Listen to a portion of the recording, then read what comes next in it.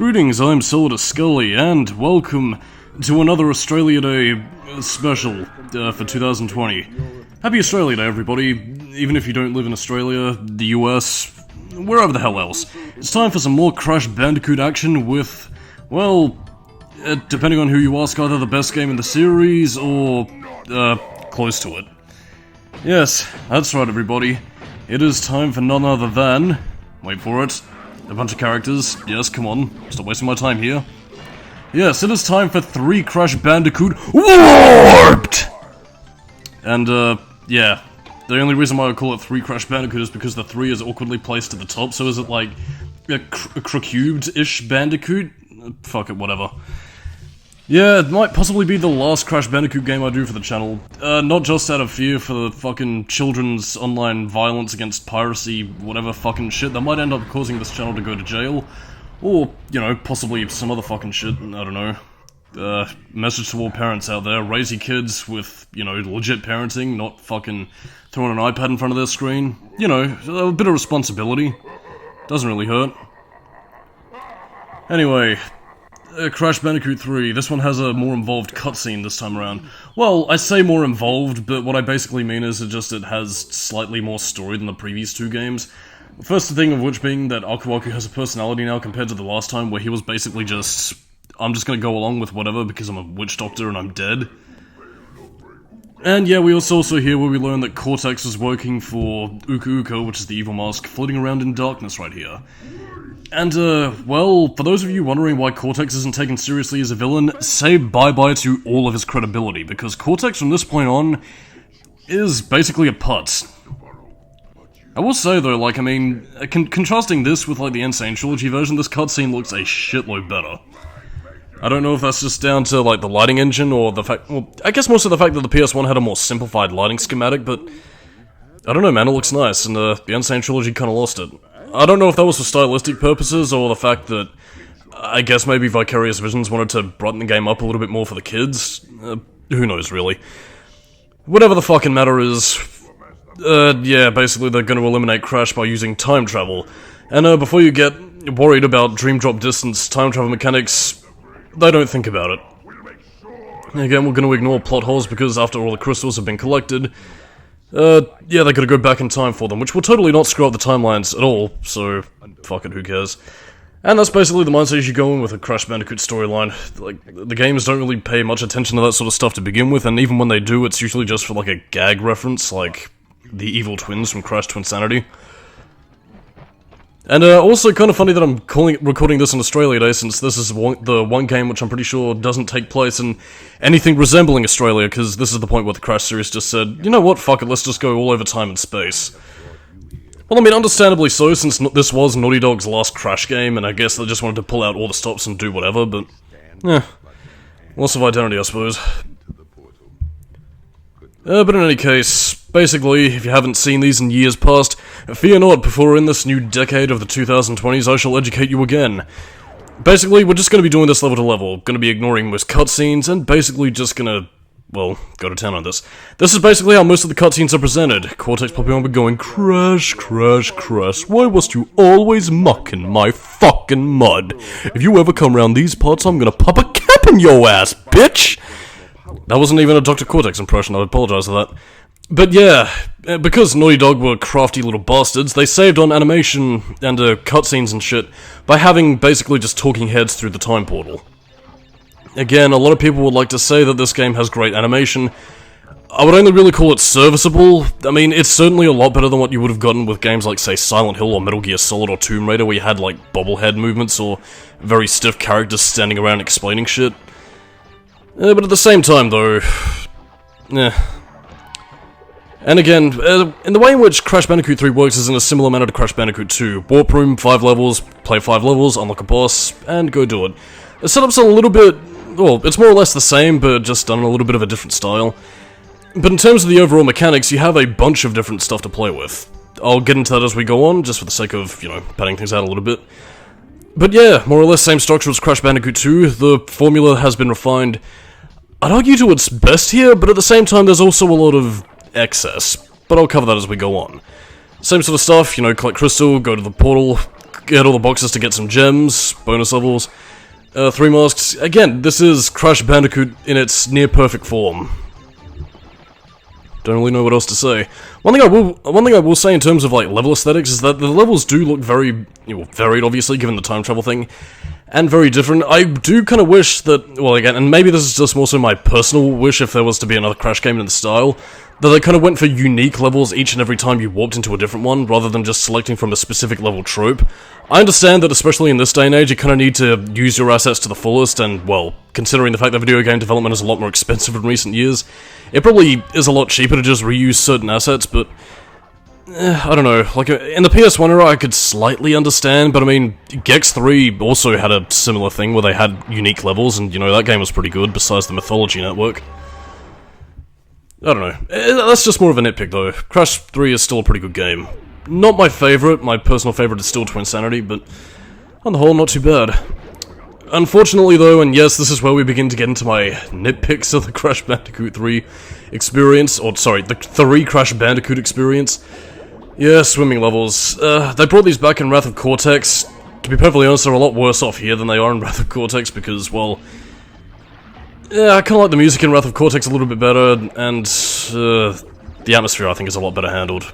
Controversial perhaps, but these levels are just very sluggish and, well, not really worth it. And there are some segments where in order to get a lot of the box gems you kind of need to have this little submarine vehicle that can destroy, reefs and shit, so, as soon as those are destroyed you can get the boxes. If not, then, well, you're screwed and gotta do it all over again.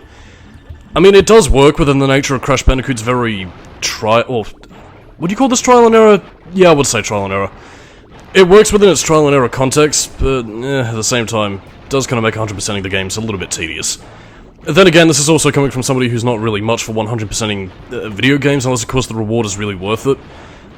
And I have 100% of the game before, it's just I don't really find it all that worth it, especially in a Crash game. I mean, give us some cool unlockables, like, I don't know, well, there is one Easter egg-ish unlockable, but that's really about it for getting 105%. And the 105% thing that you unlock is, of course, Fake Crash, a Crash Bandicoot Japanese knockoff toy, which basically appears in levels and does this mockery of the Crash dance. And, well, I don't really consider it that worth it. To me, that is pretty much like a slap on the ass akin to the one from Precursor Legacy, where you basically got nothing except Jack, Daxter, Samus, and Kira just staring at an open thing and telling you to wait for Jack 2 to find out the answers. Although one thing I will say though is that I think shortly after this game was completed they began working on Jack and Daxter, so yeah, there's that.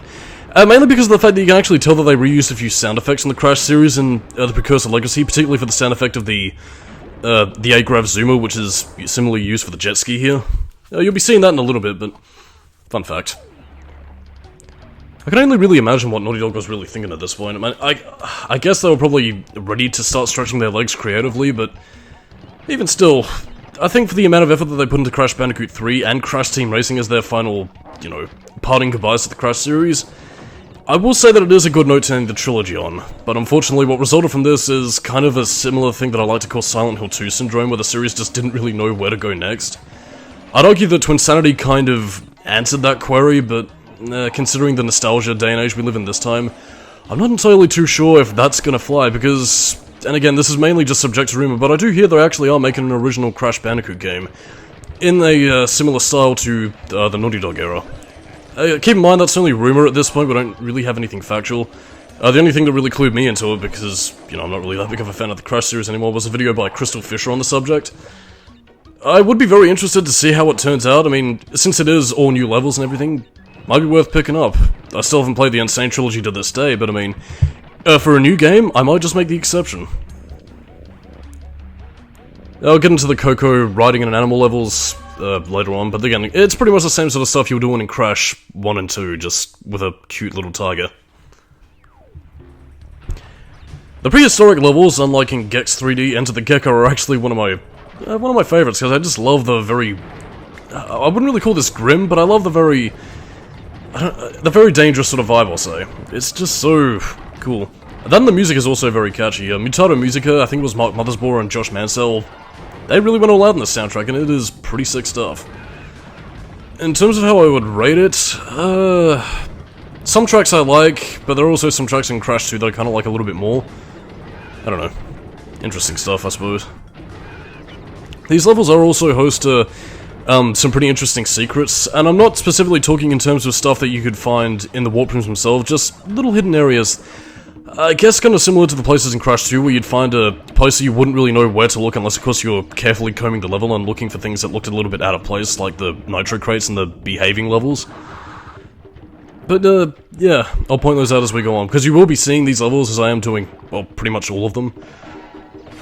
But it mainly just comes down to the fact that there's plenty of secrets in this game. There's a lot that Naughty Dog did put into this game that really does make it a game worth replaying, but only really just replaying, finishing it, getting 100% if you really do feel so inclined, and putting it away for a while. Just as every good game should be in my eyes. And I suppose probably to also outline, since this is Australia Day, and the fact that I am probably going to get a few drinks in by the night's end, yeah, anything goes in this commentary. I could go completely off topic, or I could just ramble into the microphone endlessly while you have to listen because you probably have nothing better to do with your time. Also, I assume you probably do have plenty of better things to be doing with your time because you think, like, I don't give a shit about this fucking Australia. I'm gonna be watching playing footy, fucking cricket, and only say the line. Or some fucking shit. Yeah, but whatever helps you shirk off family responsibilities, I suppose. I suppose I might as well just delve into some tangents related to Crash 3 in terms of how I first experienced the game. Well, 2009, back around when I got into my platformer kick, as I believe I alluded to in the Gex 3D Enter the Gecko commentary. Yeah, I started with Crash Bandicoot 2, loved it, played Crash Bandicoot 3, had an even better time, went back to Crash 1, and well, to this day I still haven't 100% of the game without the cheat code password, but yeah, Crash Bandicoot 3, well, while I wouldn't exactly say it was my favourite, did have a really good time with it, and even today, this game still has a lot of quality about it that I have no choice but to respect. It does have a lot of problems though, and we will be getting to those as things unfold.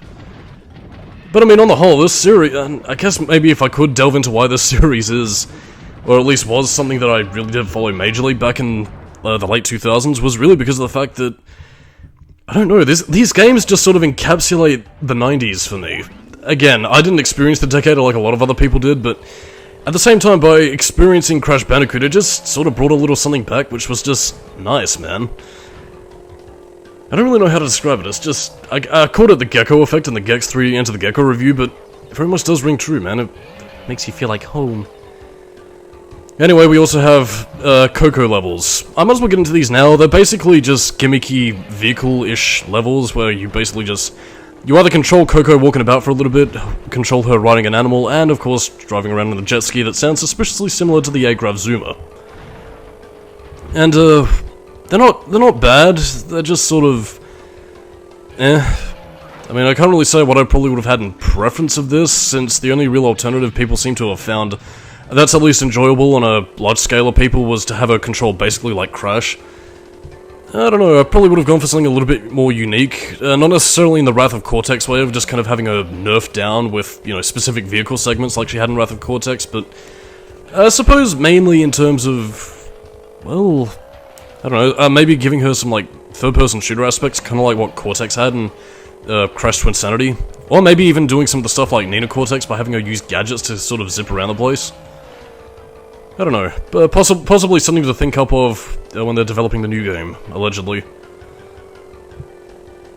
But I mean, nonetheless though, there are some things about these jet ski levels that do kind of aggravate me. The first one is simple, it's fairly linear. I think a lot of it really boils down to in terms of getting the box gem. But apart from that, it's nothing terrible, just something that can border on tedious for a while. And yeah, we also have returning boss characters from the previous two games. The first of which is Tiny Tiger in all his PS1 glory, as Cortex's Crash 1 model sits upon his army of gifts. Yeah, those people aren't alive, they're dead. They're probably not even real, they're probably just cardboard cutouts with occasional bits of animation. But yeah, Tiny is really nothing to take seriously. You smack him about like a bitch, you avoid the lions, which can swallow Crash whole, and let freedom ring with a shotgun blast. But yeah, he jumps. This is basically an easier version of this boss fight from Crash 2. In fact, you don't even have to worry about anything apart from the lions. The lions are more of a threat than the tiger, fancy that. Again, nothing too strenuous or challenging, it's just the waiting game, really. And avoiding the lions. In fact, I do believe this is actually one of the few levels where you can possibly risk trying to jump on the lions, but the hitbox has always been a little bit finicky on them. They always have a means of, like, trying to eat you, because I guess maybe you're in the direct line of fire. Whatever. Also, it's also in this game that introduces the power-ups... The best friend-ups to the series. No, they introduce power-ups. Here you get the super belly flop, which is kind of useless, other than the fact that it gives your belly flop a more expansive range to destroy, like, item boxes and shit. Item boxes? What the fuck? I've been playing too much Resident Evil lately. To destroy the crates. Like that. See? All those tasty crates are destroyed. Not really too useful, I honestly would have... Well, I mean, then again, Wrath of Cortex didn't really have very... well, the one original power-up they had, like the tiptoe across nitro boxes. I don't know. Gotta have your original gimmick somewhere, I guess. The power-ups you do get later on, though, are a lot more useful than this, trust me. But I mean, again, it is also a means of having some simple additions to the series that keeps it fresh and innovative, without necessarily reinventing the wheel, which I guess is something that Naughty Dog has always learned how to do best. Going from how, you know, the Jak and Daxter games have unfolded, the Uncharted games I wouldn't really say changed that much, given their more cinematic appeal. And, The Last of Us will probably just have to wait and see, because... I don't know. I don't really have a lot of nice things to say about The Last of Us if you've seen any of my previous Uncharted reviews, which is Drake's Fortune. Should really get around to taking a look at Among Thieves. It's been years since I fucking played that, man. Which is a shame, because I actually used to be a really big Uncharted fan, but I kind of stopped around about the point where A Thief's End came out, mainly because of the fact that I didn't have a PS4 at the time, and didn't until, like, 2017, because I wanted it for Sonic Forces and Tales of Berseria and Doom.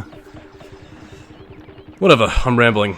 I will say, though, that a nice way of using your level aesthetics without necessarily, you know, feeling too samey is that they do change the environments. Like, I mean, you'll see some in the middle of the night, some during a sunset, some during a sunrise.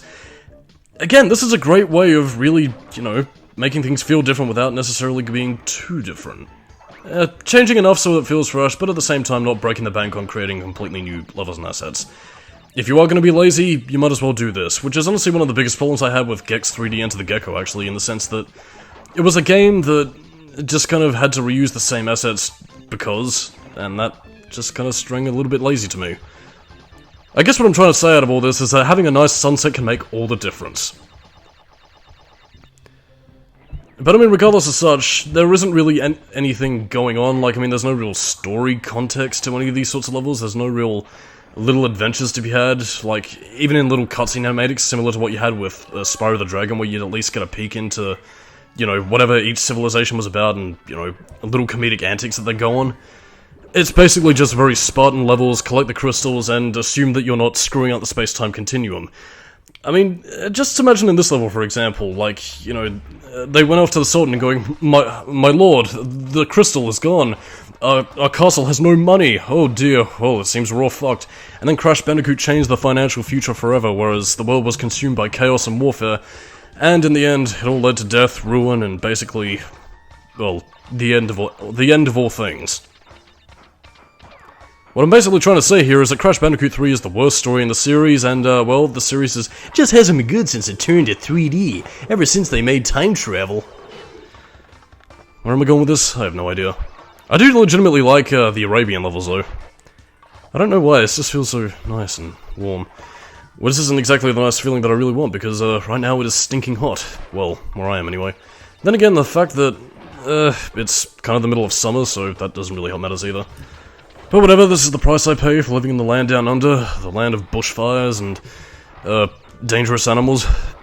Oh well, what are you gonna do? At least we don't have to deal with flying genies and magic carpets that can consume us all. We do have to deal with scorpions though, that's kind of a dangerous thing. Oh well, I'm pretty sure they'll at least take care of the skinks that are kind of all over the place at the moment. And also one's sitting in my back garden right now. No idea why, I guess I just found a nice spot to relax. Well, that was fun.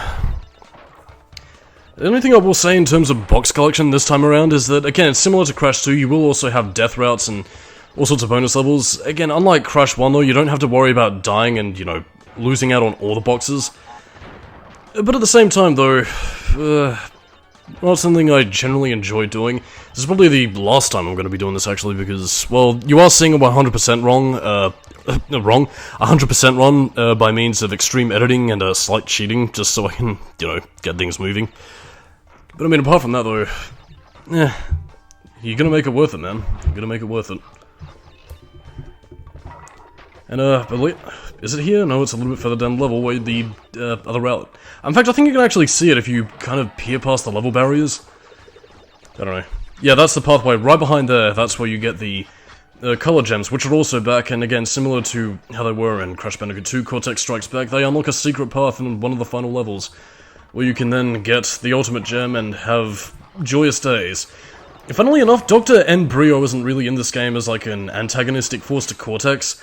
I know they sort of retconned him to be still kind of evil by Crash Bash, but the fact that they kind of turned him into a hero, or anti-hero, whatever, in Crash Bandicoot 2 is kind of puzzling. Yeah, drop concepts in the series, I suppose. This is a level that I absolutely despise. Not necessarily for what it is, you're basically just racing all these cars and getting to the end of the level in this 50s style, easy rider, or 60s style easy rider sort of thing. But, well, it's mainly getting the box gem because, again, thing of it is, in these levels, you can't die. And if you fall down the pit, you can't go backwards either, so you can't turn around, get the boxes, and go on your merry way. No, again, if you miss some boxes, you gotta restart the level and do it all over again. This is fucking tedious, and, well, to be perfectly honest, I don't really recommend you go after these sorts of box gems if you're not going for 100%. Just race the levels normally, hit speed boosters, avoid the cars, and, pay homage to the signs that you can see all across the area. And bada bing, you do the thing. Crash Bandicoot does the spin thing in the motorcycle with the things and the lady! It's also the motorcycle's controls, really. They control fine enough, it's just more specifically when you're trying to do some sharp turns where he begins to drift in a way that feels very heavy and clunky. I don't know. I don't think the Insane Trilogy really improved upon this either, so... it's not very good form for a remake if it doesn't improve on things. You might not have noticed it, but your brain did. I apologize for that. You might have burst your eardrums. And I suppose, again, if I didn't already bring it up beforehand... I completely forgot where I was going, I apologize for that. Anyway, another one of my favourite levels, the Egyptian theme. No idea why this is my favourite. I guess I just sort of like the Egyptian sort of aesthetics. Just... ancient ruins just kind of fascinate me, really. Well, then there's also the music. I'm sorry about that. I don't know why this music is just fun and enjoyable. I will also say that this is also one of the more annoying levels to get some of the gems in because, well, again, like the previous games, it does require a lot of back and forth, which you could argue encourages replay value, but I'd rather, the replay value come in, like, different sorts of levels. Then again, they do give you alternate pathways, just isn't really much else beyond, like, Spartan platforming challenges that really keep them interesting for me. Yeah, I don't know, like, maybe if they spiced up with a bit of visual spice, maybe it would have been a little bit better for me. I don't really know. That being said, though, still pretty enjoyable level, and, I might run out of things to say about them by the time we get to the final tier. And again, as you won't see it, but as you could probably vaguely imply with the different sorts of warp rooms we go through, yeah, they actually are based on different level tropes throughout the game. The fourth warp room, I believe, has the Egyptian theme, the other ones have knights, futuristic, Arabian, all that good stuff. And of course we have the hog levels, which I think they're still around by the time of Wrath of Cortex, but that's about it. Unless of course there's something in Crash the Titans and Mind of a Mutant, I can't really say for certain. But again, unlike Crash Bandicoot 2, your dash function has, well, it lasts basically as long as you hold down the circle button. It can go through barrels and all sorts of stuff, but avoid people, because I guess people are more invulnerable than wooden barrels that would likely hurt. And of course, we have our adorable little tiger pal. I completely forgot its name. Tiger Dude. Anyway, these levels can be pretty tricky to get the box gem in, but I mean, unlike the motorcycle levels, you don't actually have to, excuse me, word salad. You don't actually have to risk, having to restart the level. You can just go back to the previous checkpoint and get them again. Unless, of course, you get another checkpoint box, in which case, die. You have no place on this earth, except to collect boxes for the rest of your life. Dun dun dun dun dun dun, boxes of our souls.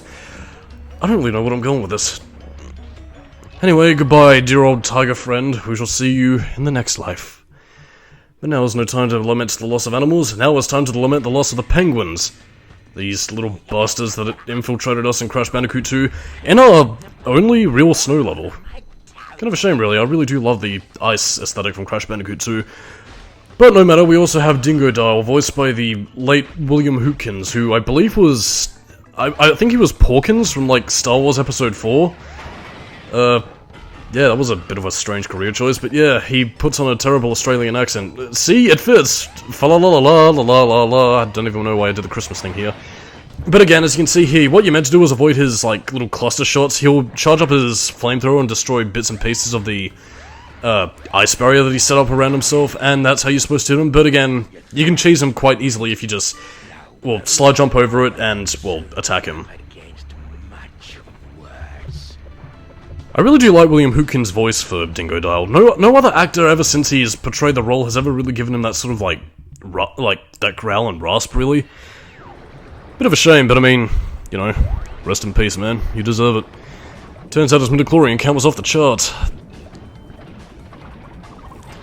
And of course we have the ancient ancestors of Crash Bandicoot, which we just killed, so shouldn't that technically mean that Crash no longer exists in his current form?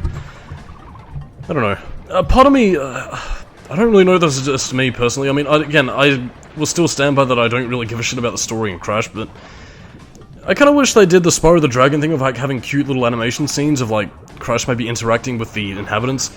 I guess to maybe use another example from another Crash game, I guess maybe the similar, like, the dioramas from Crash Tag Team Racing. I don't know. And this is also the dinosaur that was advertised on the front cover of the game, which doesn't really do anything. It doesn't really have any attacks. It's, well, basically the most... basically one of the most pointless gimmicks I've ever seen. I don't think it protects you from anything. I think it's just there because they thought it looked cool, I guess. I mean, it's not really even functioning in a similar manner as, like, Yoshi from the Mario games. It's just there.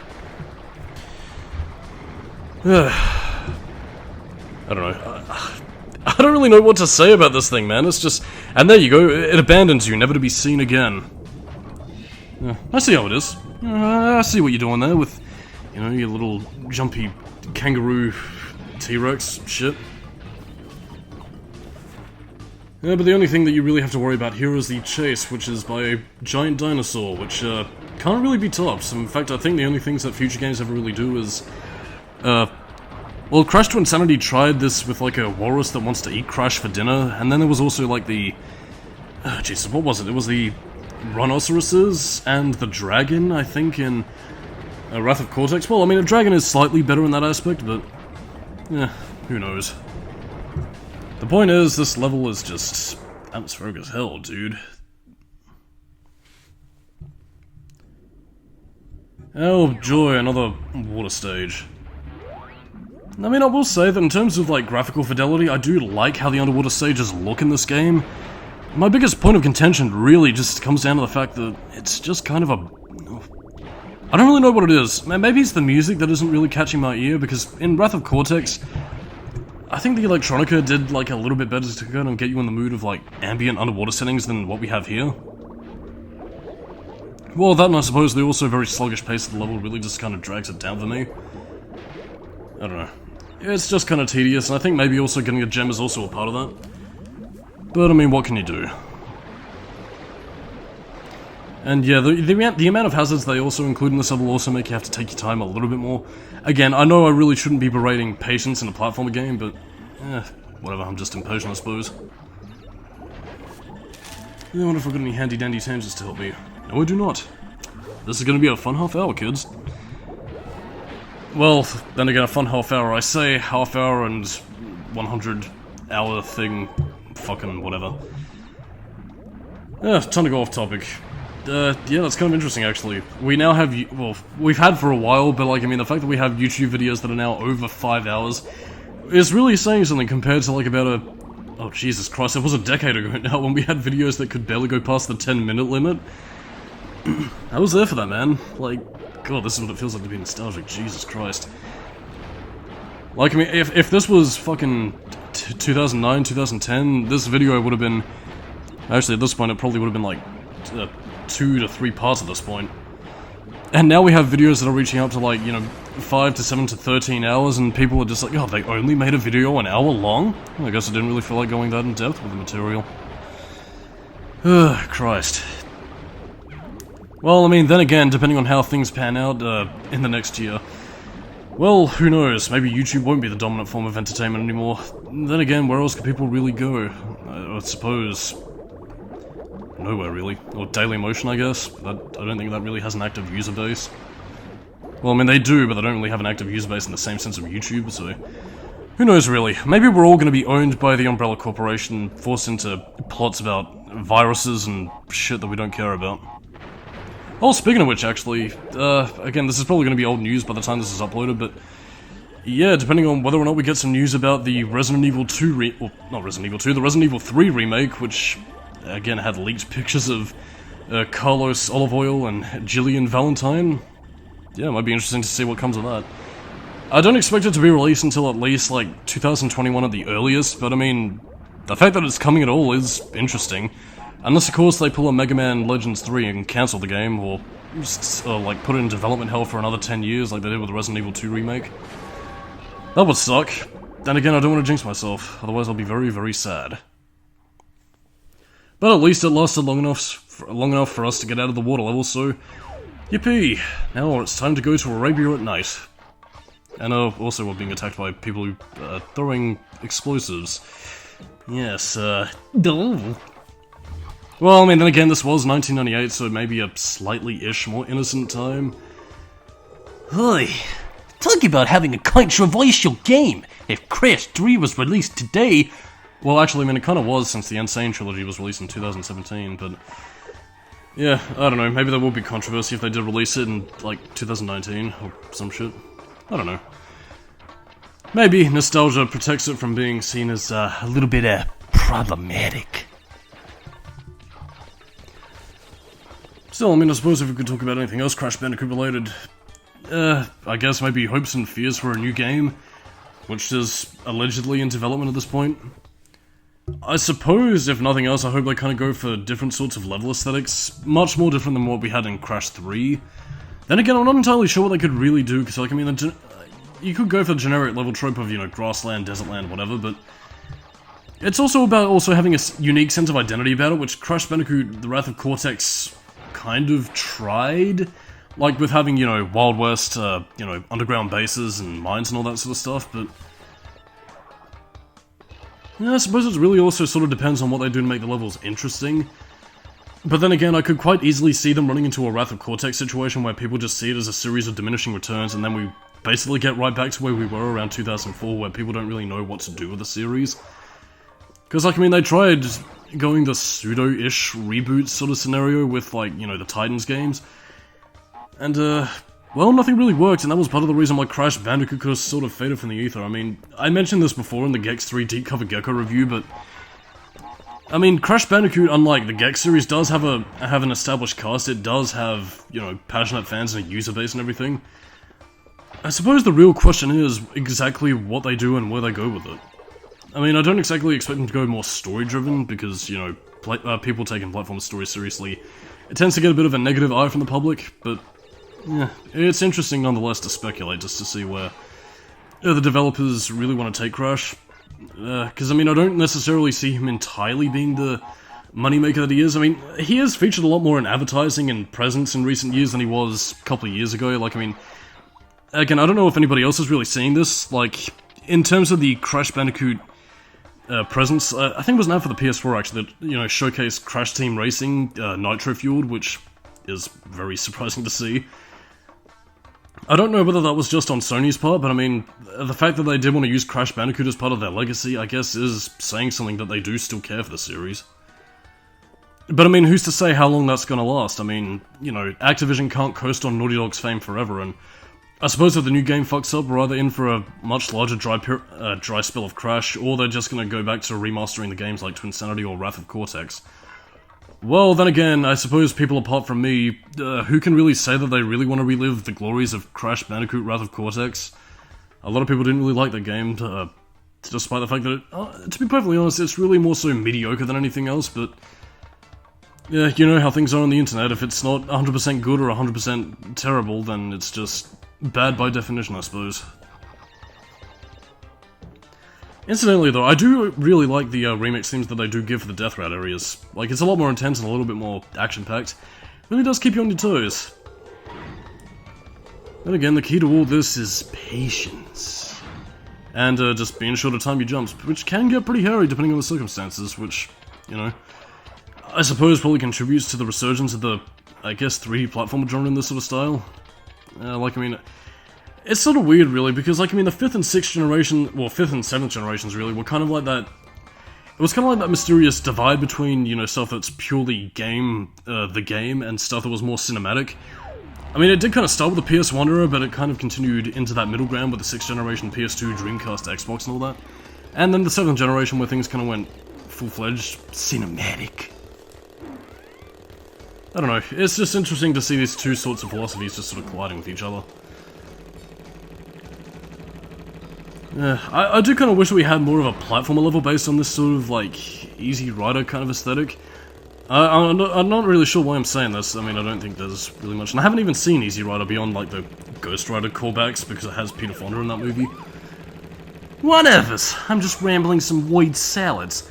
I guess what I'm trying to say is that I do like, you know, the look of the diner, the look of the road, and I guess maybe if it was designed a little bit better, like maybe if we had a few more, you know, elements of visual spice rather than just barren, dry roads, it would look pretty sick.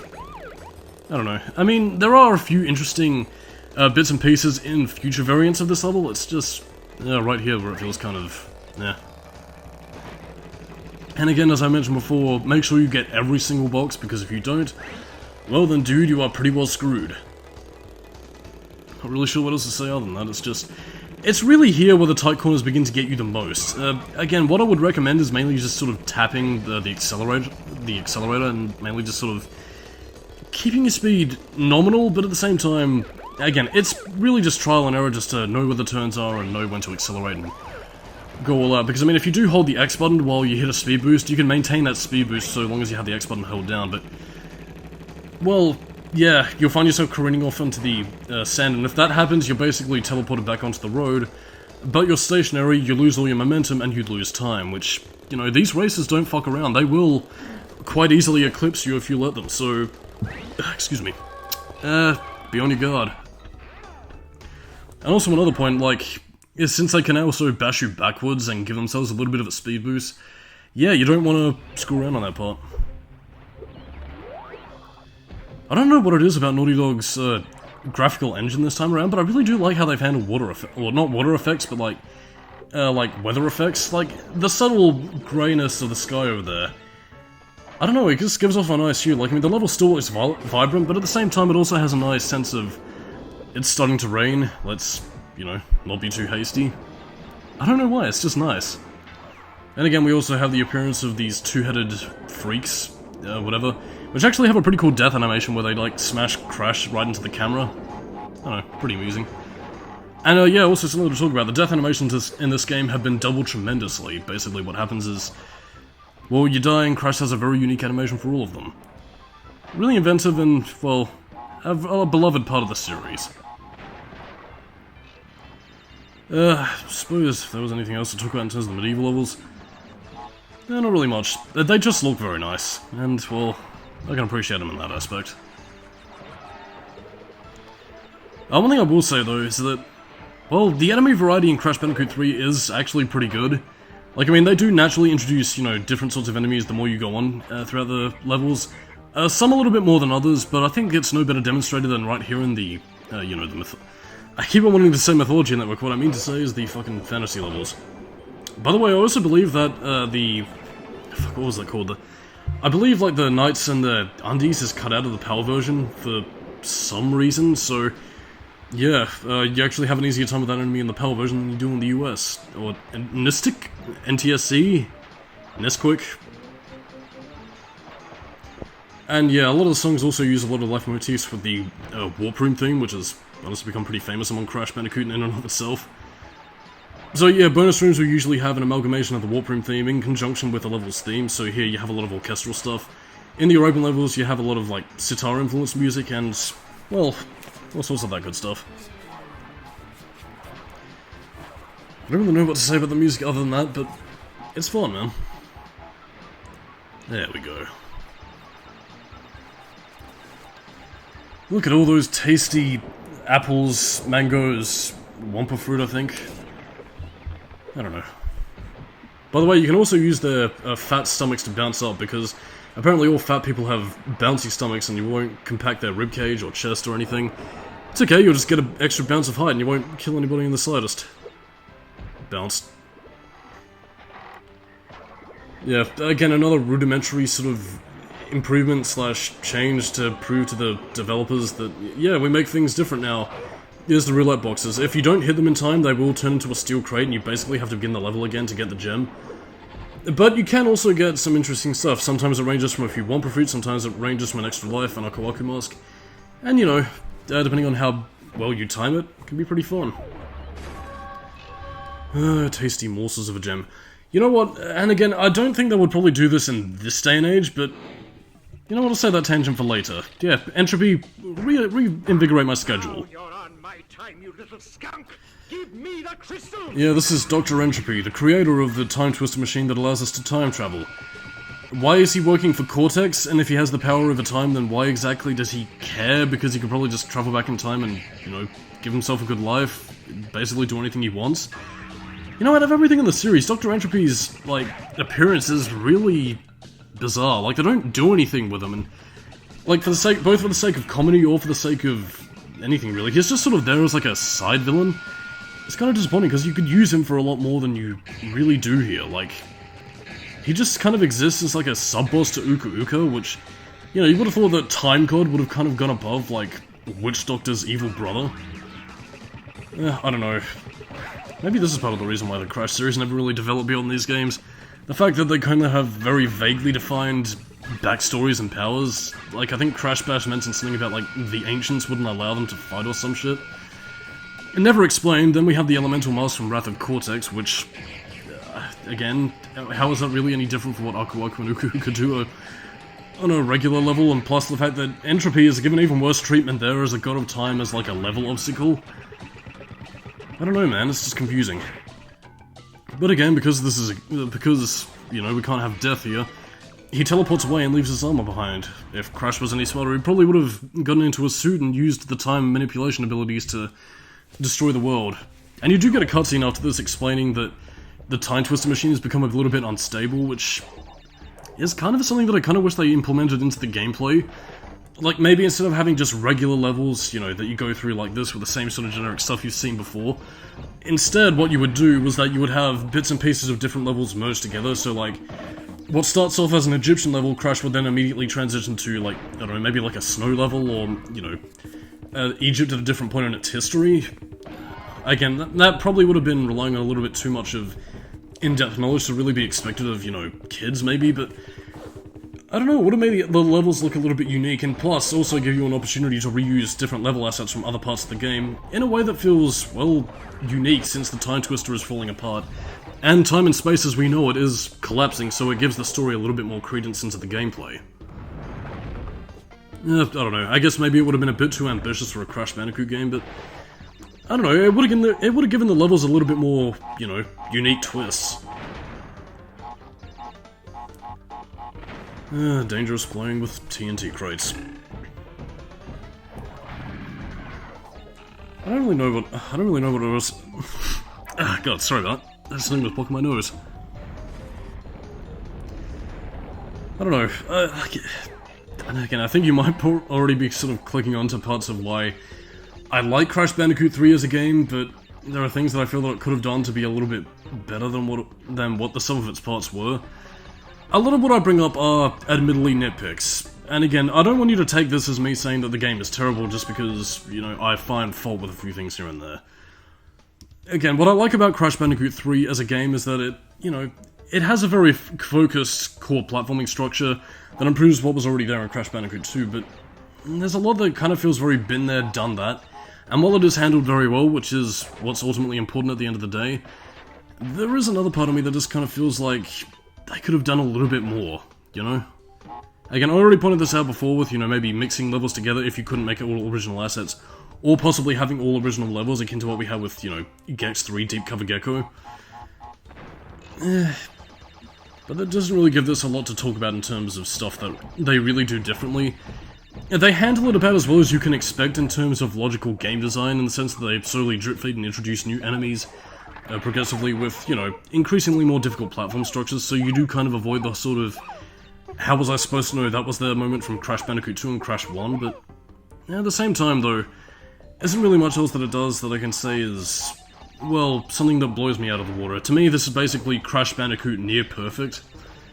The keyword there being near doesn't quite get there for me, but, you know, earnest attempt, and the fact that it did come out as good as it could possibly be, especially considering the fact that a lot of people have a stigma against third sequels being terrible, well, it's earned my respect, but it could have done a lot better.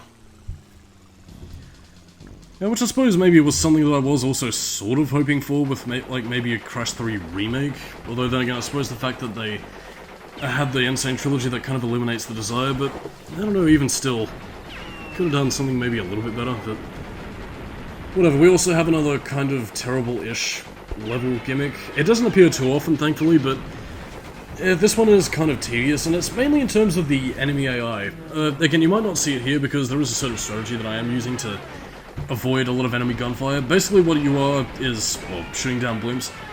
But the thing of it is, if you fly in a straight pattern for too long, the enemies will lock onto your fighter and begin to take it down with a barrage of bullets that will, no joke, literally whittle down your health bar in like an absolute instant. You've got to be very on the ball, you've got to make sure that you get all the boxes, and take down all the blimps, and just, well, basically just sort of fly to the left and right on the odd occasion so that they don't lock onto you. Because, you know, I guess flying in a straight line will do that to you.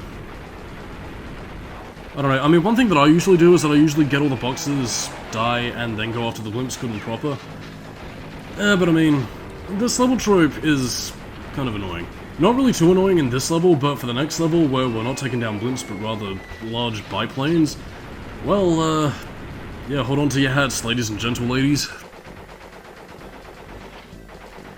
Then I suppose also there isn't really a lot of detail in the levels here themselves, like it's just green patches of land. In fact, if there's one thing that I can actually give Crash Bandicoot Wrath of Cortex over this, is that they do actually have details for the levels beneath. I don't know, again, you could put that down to PS2, Xbox, whatever sort of visuals, but whatever. And here, of course, we have the jet ski levels, and I might as well get into my criticisms I have for these levels in and of itself. Not necessarily with the levels on the main pathway, they are more or less fine. It's really just going out of your way to get the boxes that becomes the biggest pain in the ass. I mean, the obstacles that you have to deal with, you mainly have to just time and maneuver the jet ski in a way so that you don't get attacked by, you know, anchormen, sharks, cannonballs, or seagulls or whatever. Which is fine, you know, no problem with that sort of aesthetic. Well, what I do have a problem with is the fact that when you're going on the hunt for these boxes, you know, in a very sparse level that's quite open, you do have a little bit of like a tracker sort of thing, like you have in Enter the Matrix, but that only really leads you towards the crystal and then the level exit. This doesn't lead you to where the boxes are, and, well, you're gonna be here for quite a while because there's not really a lot that really feels distinct. I mean, you do have the color of the coloration of the boxes, but we come to the issue of draw distance here. And, you know, while Naughty Dog is smart by making the level kind of blend seamlessly in with the backdrop that's been, you know, rendered around the level, it's not exactly something that lends itself to finding very small brown boxes. Again, it's not impossible, but it's just tedious, and that's... Again, that's kind of what I mean when I think that Crash Bandicoot 3 is a little bit bloated as a game, and again, something that will become apparent as we get into some of the bonus levels towards the end of this. It just feels like, you know, in the effort to make sure that this is the epic Crash Bandicoot finale, they wanted to cram absolutely everything in and maximize game time as much as possible, which, I mean, understandable, you are working with the PS1 technology here, so naturally you are going to have to make some cutbacks in ways that feel very video gamey in a negative sense. But at the same time, though, it is... Well, again, I wouldn't really mind all of this if the reward was necessarily worth it, but for me, yeah, it isn't really. And I guess this did still kind of happen in the era where bragging rights were sort of a thing, where, you know, your school friends could come back in the schoolyard and go, I beat Crash Bandicoot 3 and I'm a really good video game player. And then you go off and beat the shit out of him and take his lunch money because he's a piece of shit who should fuck off and die. Maybe not that far. I didn't do that to anyone, I swear. Although I did turn him into a serial killer and he, well, let's just say he's claimed almost all 21 victims. Last I heard he was after Henry Townsend? Whatever, I'm sure that's not important. But again, getting back on topic, that's kind of what I'm getting at with the Crash Bandicoot jet ski levels. They're just sparse. And again, I do think they are aesthetically pleasing. Like, I mean, I do love the island setting, I love, you know, the skybox, you know, the pirate setting I think is pretty cool. It's just really the more tedious nature that just kind of gets in the way. That and the fact that your hitbox is kind of deceptive, because, I mean, well, when you have to get up close and personal with those bombs at the checkpoints, it can be a matter of life and death. Whee! Oh god, my throat's getting dry and I can't hit the high notes. My singing career is over. Boo-hoo, boo-hoo-hoo, boo-hoo, boo-hoo. This is also a level where you can actually find Fake Crash, actually, if you circle around that little triangular island thing that you were around before. Oh well. We have another gem, and onwards to new adventure. Which I think may be the future levels, one of my personal favourite levels in, well, the entire Crash series, really.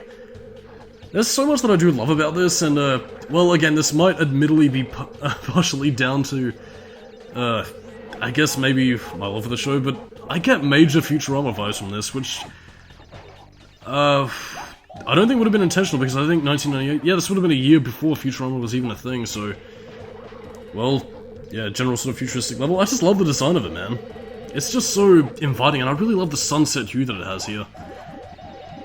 I don't know, it just really makes for a nice change of pace compared to a lot of the other levels in the game, and, you know, if there is one thing that I can say about Crash 3 is that, while you can sense the tedium on repeat playthroughs, it does a good job of disguising that for the first time player, because, you know, you have levels that are gradually introduced to you piece by piece. Oh god, that sunset is so fucking sexy. Then I suppose the fact that I also am always kind of a sucker for city levels, it just looks good, man. And again, I think in a similar fashion to Crash Bandicoot 2, Aku Aku doesn't have a reflection, so yeah, he's a vampire. He must be destroyed. But yeah, I suppose also the fact that we have a window setting is, well, it's a nice bit of graphical detail since it does also reflect a building in the surroundings. And a nice way of making use of your 2.5D level design without going all out, I suppose. I can't really say what trick they would have used for it, like, but I don't know. It makes for a nice bit of level detail. And I suppose really at the end of the day that's kind of what Naughty Dog has always been best at, the fact that they've always had an eye for detail in terms of not just visuals, but all the little things really. Game design can kind of be half and half depending on which games you play, like, you know, I have more than a few things to say about Jak 2 in that regard. But, you know, there's just a lot of detail on display, man, and it's cool. But yeah, we're not going to be getting the gem for this level because it requires a secret pathway, which is where the level is coded all in green, because you need the green gem! I think it's really the colour usage that also really sticks out to me. Like, it's nice use of blues, greens, and just a nice sunset. Maybe it really is the sunset that ties all these levels together for me. I don't know. That and I guess maybe also some of the music kind of reminds me of Futurama as well for this level. I don't know why, it's just nice. Speaking of which, question for the comment section if they're even still watching at this point and not just passed out drunk. Anybody ever play the Futurama video game? I have, and it was kind of fun. Might play it sometime. Ooh, ice cream! No, doing a commentary, can't go out for ice cream. It's passing by my street. Oh god, I'm gonna have to tomb wade through my tears. Excuse me. And yes, this is Tomb Raider, based on the inevitable pun Tomb Raider. Tee-hee, hoddle-ha, boobies. I don't even know what the fuck I said that. But yeah, this basically gives us a nice, you know, little gimmick to spice things up with the Egyptian levels. Could have come a little bit earlier in my opinion, but better late than never, I guess. Again, you're basically just sort of timing your movements, going into the level, and avoiding the water. Bada bing, you do the thing. And yeah, unless of course Crash has like water wings on, he can't swim, so you're just basically going to be living there for a nice little bath before Crash drowns to death. I don't really know what else to say at this stage, it's just Crash Bandicoot does Crash Bandicoot things. Which I guess maybe does kind of give credence as to why a lot of people think that Crash Bandicoot 3 should have been the final game of the series, as, well, I suppose it was meant to be, even if Universal didn't quite see it that way, but Well, I do think there was a way to expand the formula, something that I think Twinsanity actually did really well. It's just that the game didn't really have the time, or really... Well, I mean, they had the budget, I just doubt that they had the time to really finish it up as it was initially intended, because, I mean, that could have been the evolution as to where Crash Bandicoot went. Taking the elements of Jak and Daxter and just, you know, doing it in Crash Bandicoot style. Yeah, but I suppose... Again, I'm not really sure what to make of the fanbase. Like, I mean, Twinsanity has gotten a lot more appreciation in recent years.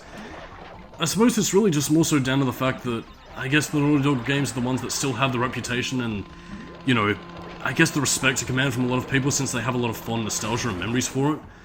I wouldn't say it's nostalgia on its own that keeps Crash Bandicoot relevant, because the gameplay is very solid for what it is, simplistic as it might be, but... I don't know, it's just the sort of series which I don't think has as much longevity as a lot of people think. But at the same time, depending on what you do with the series, you can, well, milk this game for as many games as you need. I don't know, I guess it's maybe a conflict of interest, really, in terms of what people want from the series. I mean, I know the Mind of a Mutant games weren't necessarily received well, but there is an audience for that sort of thing. You could potentially bring that back as a sort of, like, spin-off kind of thing, or like a Sonic, I was about to call it Sonic Dimensions, a Sonic, Generations kind of thing, like, where they have both of them team up in a, like, DC crossover kind of thing. I don't know. Ah, that ice cream truck is just fucking taunting me! It's just outside. Oh, God. I'm gonna delve into a bit of a personal story here. The sound of the ice cream van always made me depressed as a kid, because I remember one time when I was like 6 or 7 years old, like, I mean, I remember hearing the ice cream van, I ran out to, like, scrounge as much money as I could. I ran out to get to the ice cream van, but it was driving far away, and I was so fucking depressed, I just... Oh, God, I was... Again, shit that you only really think of when you're a kid, but I mean... I don't know why, that's just made me very saddened around, like, ice cream jingles ever since. I suppose most people will probably find it more creepy, but I find it very depressing. In fact, I can't even listen to a fucking Mr. Whippy ice cream truck without feeling the urge to cry. In fact, it's probably what's going to turn me into a supervillain at some point, giving me a giant mech suit like Engine has right here. In, honestly, what is... I hesitate to say the most difficult boss fight in the game. Again, like before, it's mostly because of the fact that, you know, he has a lot of attacks that can whittle your health down to nothing. Again, he has machine guns, he has missiles, and he also has like a giant chest laser that will shoot out like a mine thing that does massive damage, which you need to watch out for. Nothing... Again, if you keep on the ball, you should be okay, but it really is something that is just... Well, I mean, it's a little bit taxing, I'll say that much, and the fact that there is kind of two phases to this boss fight, you know, kind of also amplifies the danger here. Like, I mean, once you destroy all this, you'll go back, transform into a giant spaceship thing with more attacks. And basically, it's up to you as Coco to stop it, and you don't get a health refill. Basically, all you have is, like, the tiger dude who comes back and, you know, attaches to the back of a ship. As you will soon see right here. I don't even know what the hell the tiger does. Like, does it give you a power boost? Does it restore health if you've been damaged? I don't know. I don't think it does anything. So yeah, the only real strenuous part of this is really the missiles. Because, I mean, while you're busy trying to shoot off things, missiles are slowly coming towards you, and the fact that they shoot so many out at once is kind of harrowing. But again, after you take down a couple of them, this boss fight does become a little bit easier. It's just a little bit hair-raising, so be on your guard. Excuse me a minute. I suppose in terms of bosses in and of themselves, I don't really think they've seen that much of an improvement since Crash 2, but again, with Crash Bandicoot, what can you really do? I mean, I will say that in terms of boss complexity, this is probably the one where it gets the most complex by means of what you have to destroy and avoid. But I mean, in a general sense, they're not terrible, just kind of basic. But then again, that kind of fits within the rules of the game, so not much to really complain about in that aspect, I guess.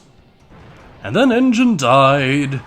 Except not, because he comes back in future games.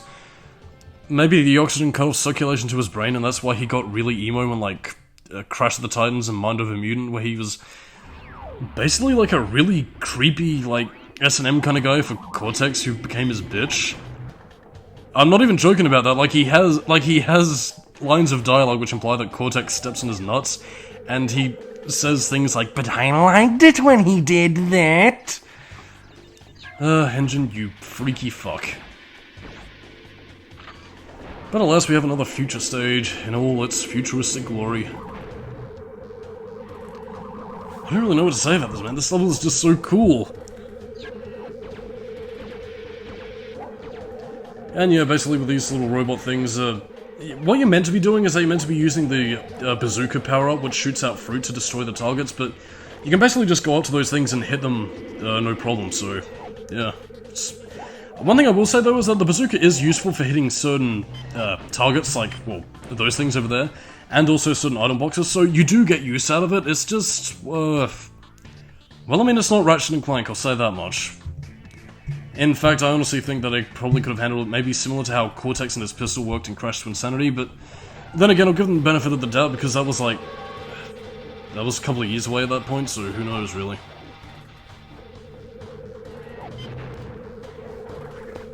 Well... yeah, that's the part that reminds me the most of Futurama right there.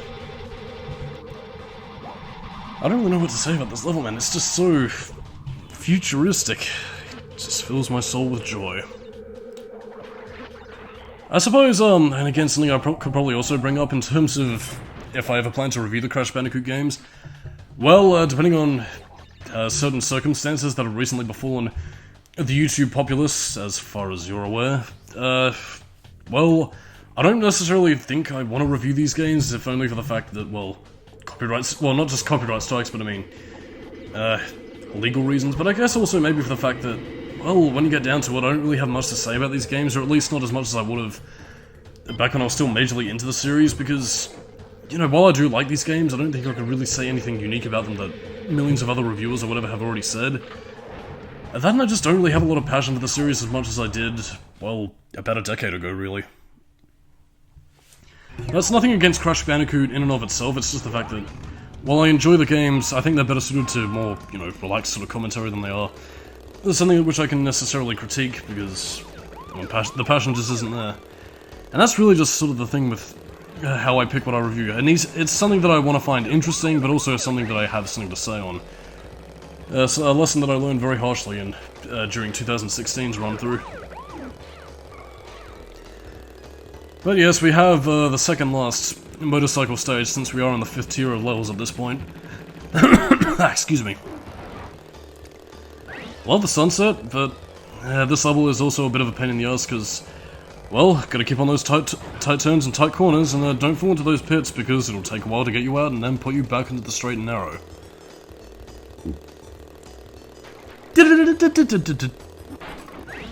Yeah, this... again, I really do wish there was a little bit more to these levels, like, I don't know. I guess maybe more, like, interactive set pieces that would have given the levels a bit more of a unique flavor. And then again, I suppose having more well, I hesitate to use the word cinematic set pieces, but something that's a little bit more adrenaline pumping was more Sonic's division, since, you know, Sonic Adventure came out around this point. And in that game, while you did have very Spartan levels of gameplay, you also had, you know, running down buildings, snowboarding, and all that sort of stuff. I don't know, I guess maybe a difference in philosophies, whereas Crash is a little bit more Spartan and level-oriented, whereas Sonic was a little bit more, you know, exciting, action-packed, and all that sort of thing.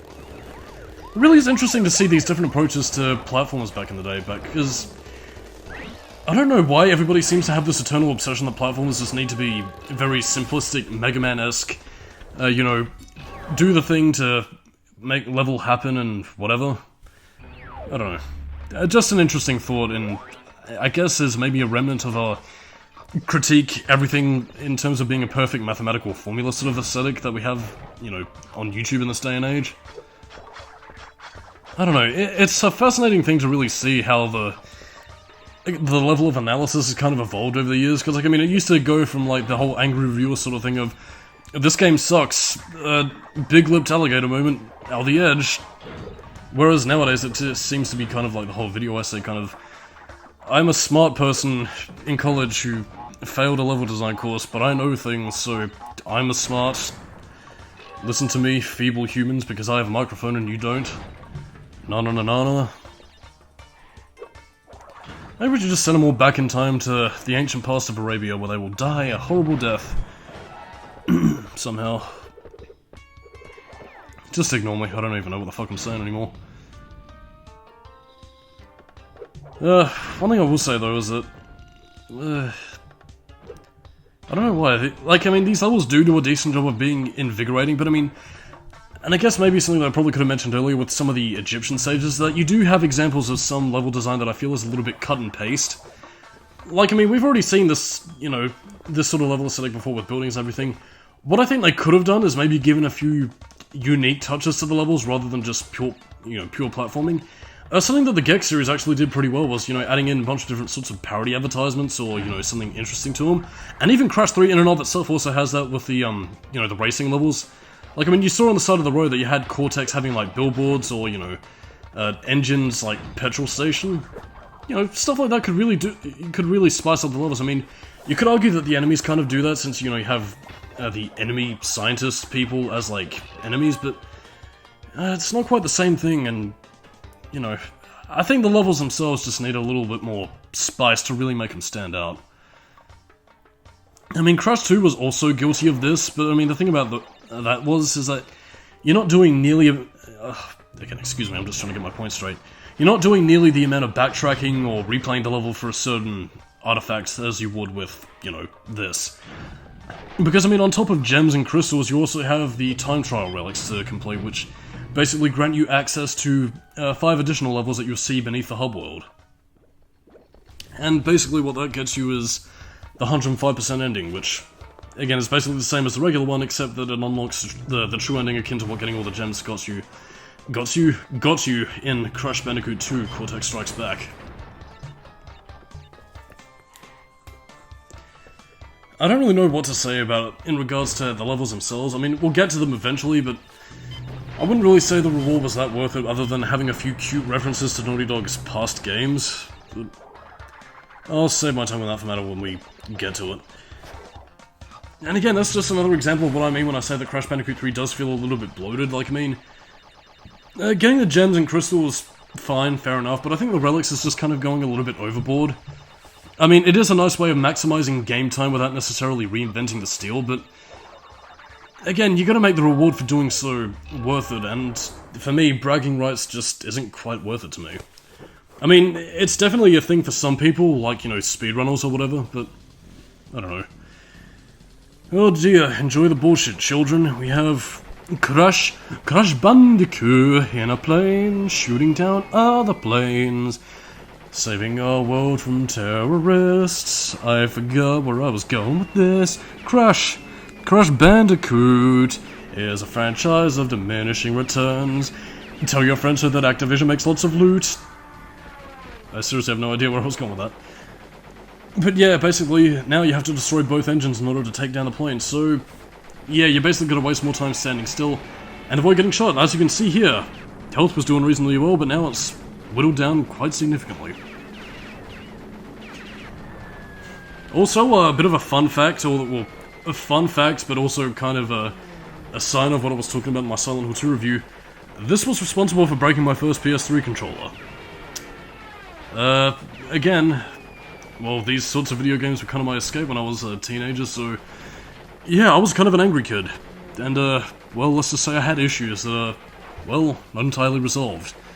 Maybe we should, book a little trip to Silent Hill and, get it resolved. Or so I heard. Seriously, look at how much fucking health it takes off, man. I will say though, that, like, the reduced amount of planes is good because you can get it cleared up relatively well. But again, it's why I mentioned last time that you do really need to be on the ball in terms of getting all these balloons and all these, you know, planes down as quickly as possible, because you can die quite easily, and again, that's why I recommend getting the box gem first and then going after the planes, so have a lot less hassle to worry about. Might cost you a life, but I mean, if you do shoot the boxes themselves rather than the medical balloons, you do get an extra life from that, so you can, you know, recuperate your lives quite easily. But again, if you just break them as usual, you just break the box and, well, bada bing, you do the thing. That's the ticket. I will say that the draw distance for Crash 3 is quite impressive. Again, maybe it's more so for this level specifically because I don't really have that much to render beyond the backdrop of the ground below them and the skybox, but I mean, apart from that, you know, impressive by PS1 standards. I'm not necessarily sure what method they use for it, I'm not really that technically caught up in game design, but you know, for what Naughty Dog had with the technology, they made it work, and, well, I respect them for it. Onwards to new adventure.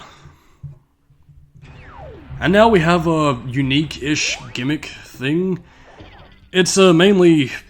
It's basically the equivalent of the nightlight stages from Crash 2, except with, well, brief moments like this where you do have light. Again, it's okay and is a nice way of adding a slight unique twist to the levels that we've already seen in the game. Excuse me. Sorry, I've been sitting down for a long while and my legs hurt.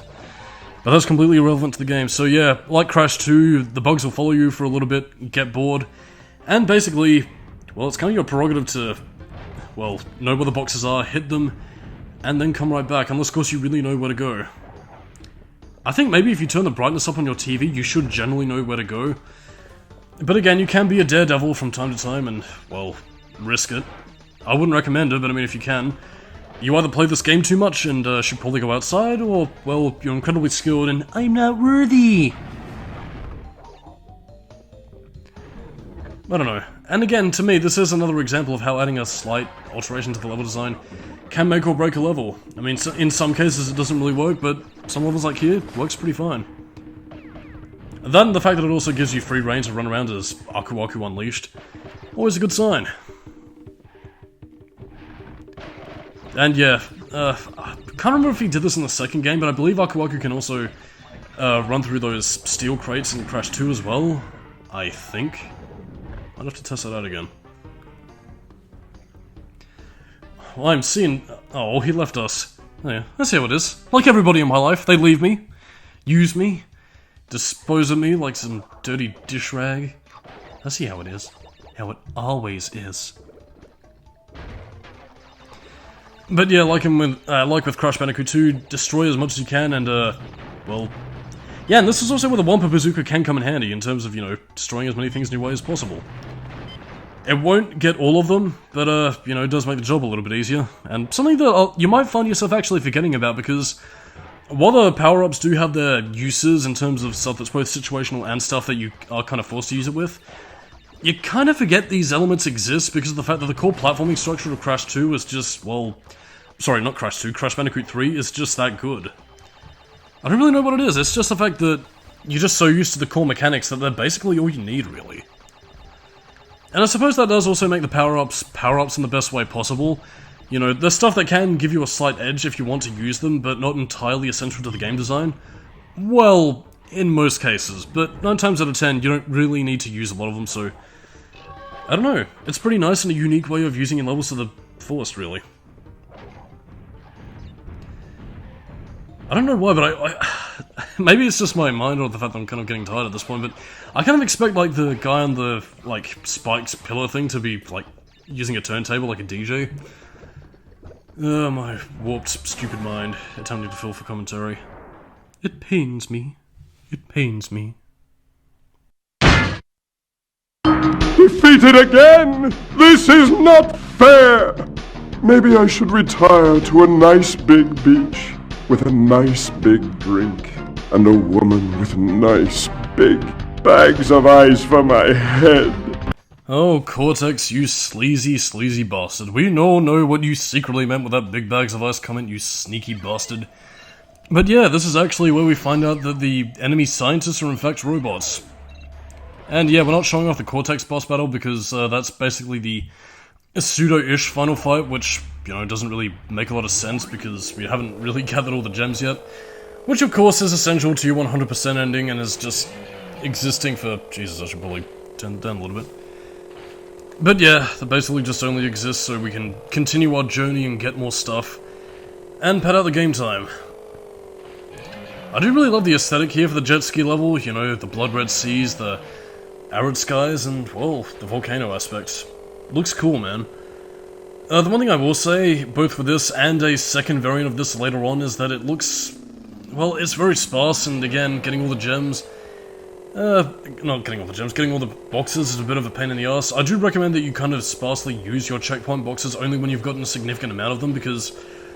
Well, they only really save your total, and if you happen to die, you gotta get those all over again, so... yeah, be very frugal with your checkpoints here. I think this is the more linear stage though, so I mean, you don't really have anything to worry about. It's really the next one where you should probably take that advice to heart. Yeah, but what we're into now is basically the secret stages, which is basically 2 hidden stages that you wouldn't really know were there unless of course you happen to stumble into them by accident, and in a little bit of a dickish move that I will point out later that kind of bugs me a little bit, in a Crash Bandicoot 2 kind of jump down the pit sort of way. But I mean, here we also have 5 levels that you unlock by getting all the relics, and ostensibly, I don't know, just sort of going through some additional levels, because fuck it, Naughty Dog needed to pad out some game time. What you're seeing here is basically, well, I'm not really sure what to call these. Just sort of additional stages that I guess they were gonna put in the levels at some point, but just didn't really find any other place to put them in apart from, well, I guess general-ish levels that I guess maybe were considered too hard for the standard level trope, so they put them in as sort of challenge levels for people who want to get 100% to really challenge themselves with. There are no crystals in these stages, you're basically just getting gems for the most part. I don't really know how to feel about these levels. I mean, I like the looks of them, but it's kind of an example of just having to tediously collect everything, because a lot of these are very much, you know, gimmick missions. And the ones that aren't gimmick missions are usually levels that sort of lead you back to unlockable gem pathways that you've seen in previous levels, so... yeah, I mean, it's useful for getting the gems, but I mean, apart from that, not too much that I can really say that I like about them. Apart from just minor aesthetical stuff that pleases me because I'm easily impressed. And it's areas like this that you gotta be really fucking careful with, see? So much as fucking breathe on that bomb and you are toast. Like... And apparently the jet ski levels are even worse in the Insane trilogy because they're incredibly clunky and hard to control. Allegedly. And again, we have our final motorcycle stage. This one actually going for a bit of a unique gimmick because, well, it's the dead of night, there's no moonlight, and we are basically racing against UFOs. I guess maybe they've just recently abducted James Sunderland, so now they're gonna come after Crash. Again, they basically hover around, they will knock you off course, and they can hover over police cars that are basically functioning as oncoming traffic right here, so yeah, be on your guard. I shouldn't really need to tell you at this point that they are incredibly fast, so I mean, if you are going to be racing against them, I highly recommend that you, well, go flat out, because, well, they won't really pull any punches, and while the darkness might be a little bit intimidating, you do have the cones and the little barrier things to warn you of upcoming hazards, so pay attention to the cones and they will guide your way. Other than that though, just avoid the police cars and you should be good. I kind of wish this was the last, stage in the future levels, because this is a very unique twist on the concept, and one that I think honestly would have tied it together a little bit better with the, what was it called again? The Bug Slide theme? Seen in Crash Bandicoot 2? I don't know, would have been fun. But yeah, I'll only really be showing you the 3 gimmick stages that we have here, and plus the 2 other additional stages, which aren't too different, but levels in and of themselves that actually have a bit of a unique quirk about them, which I'll point out once we get there. I kind of wish they had different music for these specific stages as well, like, you know, maybe, I don't know, like maybe a more ambient rockin' kind of piece. I don't know. It just kind of doesn't really fit the mood when you have the same sort of stuff that sounds like music you'd hear during the day in a time which is kind of the dead of night. I don't know what you'd really put in place here, like, I don't know, maybe a copyright-free version of Enter Sandman, maybe? Actually, that would have been fun, like maybe having like a giant truck chase Crash on his motorcycle. Off to Neverland. I don't know, that would have been fun. Would have been cool, unique, original. Whatever. And of course, we earn our prize. 2 gems for the price of 1. And now we summon a time portal and travel to parts unknown. And what do I mean by parts unknown? I mean a forgotten Naughty Dog game for the Sega Mega Drive. Yes, it is Rings of Power. Basically a plane level, which is more of a racing thing. Interesting gimmick, if you barrel roll through the rings, because there's no time to waste, if you barrel roll through it, you actually get an increased speed boost, whereas if you go through them normally, you just have a regular speed boost indicated by the purple and yellow boosters. You don't want to use the extreme boost too often, because you can find yourself missing rings, and well, if you lose the race, then you die for real. You don't actually die, but you have to retry the race again. You also do have to kind of shoot down all the boxes to get them, obviously. There are also nitro crates that will take you down, so be on your guard with them. And basically, missing the rings is probably going to be your biggest bane in this. Just be very careful, know when to slow down, and, you know, just keep it lucid, stay freaky, and whatever.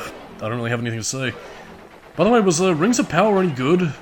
Like, I mean, the only thing I remember about that game was, like, the review Gex update on it, where it was, like, okayish to not very good. And it was like a generic sort of, like, Final Fantasy style kind of thing, where it was just like a generic Knights and Monsters RPG. I don't know, it might be worth taking a look at it at some stage. I think the only real significant presence that it had was, like, I think maybe it was like the cheat codes where you could get, like, a topless chick in front of the Naughty Dog logo. Kind of weird, I couldn't really see the Naughty Dog of today doing that, but hey, whatever. And now we have, you know what, I might just edit this out, because basically, unless of course you're doing the time trial, all you're doing here is just racing around to get the boxes. In fact, you know what, this might be bad form, but I mean, come on, you've kind of already seen shit like this before. Get all the boxes in this very samey looking arena, you know what you're in for, so, Chaos Control, activate.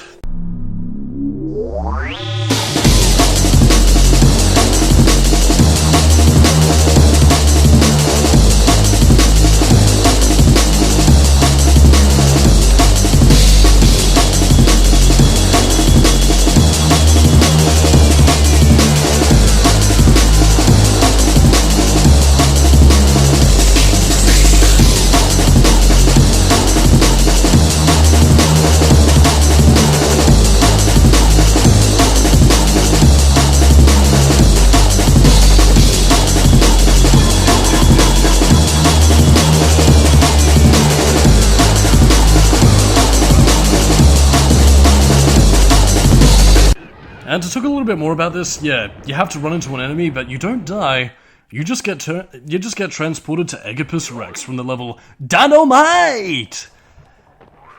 I'm really half and half on this. I mean, on the one hand, you wouldn't expect to look there, and I think that's kind of bullshit, but at the same time, though, there's no real indication with this one in particular that you could do it. I mean, at least with the alien sign for the last stage, you could at least have some idea of where to go, but here, again, it's literally, I'm so bored that I could literally just play this game for hours and hours on end because I have nothing better to do with my time. Pretty easy level, and one that does actually make a lot better use out of the dinosaur than any other stage in the game, but the method of getting there is just aggravating. And there is also a glitch, actually, where if you do the time trial, well, as you're pretty much doing right now, yeah, the versions of the game are actually glitched so that you basically get the Platinum Relic automatically. See? Again, that's meant to be a glitch. I don't know if they fixed it in the Insane trilogy, but I suppose that remains to be seen, and if you get all the gems, yeah, you get sparkly fireworks and explosions. Yeah, that was so totally worth it. Yes, it is true. Our franchise is going to be of diminishing returns after this game. Cortex, let's destroy the world. Brew ha ha ha ha ha ha ha ha. No idea what the fuck I was doing there, but yeah, this is the final battle. A pretty epic final confrontation, I must say. Like, I mean, you have Aku Aku and Uka Uka duking it out, and you also have Cortex, well, going at it with Crash. The two antagonists duking it out, and, well, I think really, if this was meant to be the final game in the Crash series, this would have been a perfectly fitting note to end the series on, but at the same time, I just like the concept of it, you know, two enemies fighting side by side, two gods of unimaginable power versus, you know, the mad scientist and the, well, goofy, naive native Bandicoot. It's epic, man. But yeah, Aku Aku and Uka Uka will have alternate different attacks. The second phase of which is honestly the most dangerous because they go in a whirlwind and, well, before you can predict their pattern of going, like, in a figure-8 sort of motion, yeah, they can quite easily decimate you.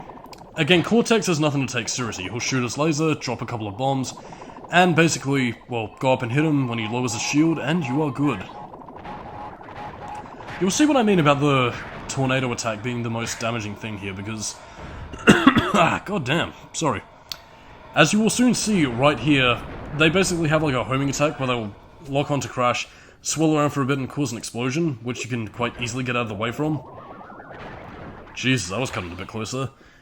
But yeah, this really isn't much to take seriously, because again, Cortex's bombs can be easily avoided, his shots are very easily telegraphed. really the biggest threat in this boss fight is Aku Aku and Uka Uka, which, yeah, Aku Aku's laser can hurt you too, so don't get in the way. And, bada bing, you do the thing, Cortex is dead for good, I guess. Depending on what sort of continuity you prefer to go with. So yeah, they're defeated for good, the time twister compacts in on itself in a plot element that is kind of terribly brought up. And yeah, instead of consuming the universe, basically, it kind of stops here. The time twister is eaten up and basically that's the end of that. Kind of worrisome that there's a dimensional anomaly in space that's eating everything up. I mean, really, like, I'm not sure, but is this meant to imply that this is taking place in Cortex's base on, like, the Insanity Islands? So, is this thing still going, or is this just a result of the time twister? What's happening? Are they dead? Was it stopped? What happened? Time twister machine could not hold itself to I guess maybe the energy output was kind of dissipated after a point, that they just kind of hand-waved this away, so who knows, really. And yeah, this is basically what happens to Cortex and Tropy, who become infants and tug at Uka Uka forever. It is difficult to say. No idea what the hell they are, like, and I don't think any other Crash game has explained how the hell they got out, like, did Cortex and Entropy grow up? Did they stay infants forever? Did Uka Uka find a way out? They just kind of reappear in Crash Bash and Wrath of Cortex without any explanation. I mean, I get this was meant to be the final game in the series to imply that Cortex and Uka Uka were stuck there forever, but I don't know, you could have kind of explained that a little bit more. It would have been fun. And, yeah, you do also have to deal with the squishy sound effects forever. Whatevers! This was Crash Bandicoot 3. All in all, pretty good game. It just has a lot of excess that just kind of bugs me by a little bit. When it comes to Crash Bandicoot games, I'll go to Crash Bandicoot 2 in a heartbeat. I think Crash 3, while it does have a few more diverse levels, they're not that diverse. At absolute best, you'll have an additional gimmick to keep players intrigued, but other times, it's usually just a very copy-paste level design, and on top of that, well, Coco's inclusion was kind of nebulous as a result, and a lot of the gimmicks that they do add are kind of... well, I mean, they could have used a little bit of fine-tuning here and there, I'll say that much. But I mean, apart from that, graphics good, music is excellent, and on the whole, Crash 3 was a pretty decent note to end the series on. It has its faults, but I can't see why people consider this to be their favourite game in the series. Speaking personally though, this might be the very last time that I take a look at the Crash series here on this channel. I might do Wrath of Cortex next year for Australia Day, but I don't know. I don't really know what to think about with this series anymore, so we'll see what happens. We'll play it by ear, depending on how people are feeling at that point. So I suppose on that note, I am Solidus-Skully, keep it new metal, and, well, in terms of what we have for commentaries, well, enjoy Gex 3 Deep Cover Gecko, and something that might be starting a little bit sooner than I might anticipate, well, you might be in for a bit of a surprise. Catch you later, dudes and dudettes, and enjoy the cast list of people like William Hootkins. Rest in peace, sir. Happy Australia Day, everybody, and peace out, dudes and dudettes.